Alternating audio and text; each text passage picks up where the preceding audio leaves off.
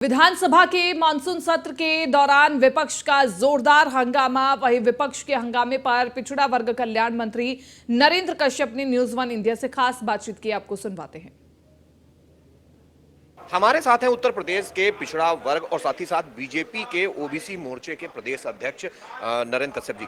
नरेंद्र जी, जिस तरीके से लगातार पहला ही दिन है विपक्ष हंगामा कर रहा है, कह रहा मणिपुर पर चर्चा नहीं हो रही है, इस वजह से हम मांग कर रहे हो, लगातार इसको लेकर हंगामा चल रहा है। विधान परिषद विधानसभा दोनों कार्यवाही कई बार स्थगित हो चुकी है। उत्तर प्रदेश की विधानसभा और विधान परिषद में विपक्ष के द्वारा मणिपुर की घटनाओं की चर्चा कराने की बात करना असंवैधानिक है, गैर कानूनी है, नियम के विरुद्ध है, परंपरा के विरुद्ध है।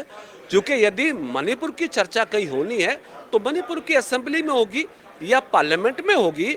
आखिर विपक्ष करना क्या चाहता है?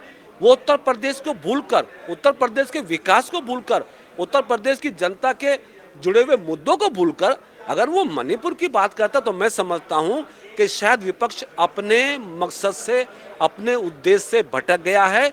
इसका कोई औचित्य नजर नहीं आता। हमारी सरकार विधानसभा और विधान परिषद में उत्तर प्रदेश के किसी भी मुद्दे पर चर्चा के लिए तैयार है।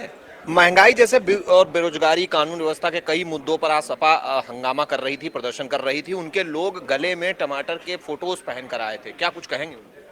समाजवादी पार्टी के सदस्यों ने महंगाई के प्रतीक के रूप में कुछ चीजें गलों में जरूर डाली थी, लेकिन बैल में आकर मणिपुर की चर्चा कर की मांग उठाना ये बात स्पष्ट करती है कि वो न महंगाई को लेकर गंभीर है, न टमाटर पर चर्चा को लेकर गंभीर है, न रोजगार को लेकर गंभीर है।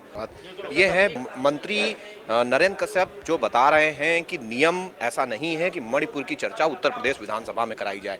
ये चर्चा या तो मणिपुर के सदन में होगी या फिर पार्लियामेंट में होगी। समाजवादी पार्टी गलत तरीके से मांग कर रही है, जिसको सरकार नहीं मान रही है, क्योंकि ये सदन के विपरीत है। हालांकि जहां तक सांसद के बयान का सवाल है तो इस तरीके से बातें कहना और इस तरीके से करना, ऐसा उनकी पार्टी का चरित्र है। इस वजह से वो लोग इस तरीके के आचरण कर रहे हैं। कैमरामैन अमित शाहनी के साथ मैं इसके वाजपेयी, न्यूज़ वन इंडिया।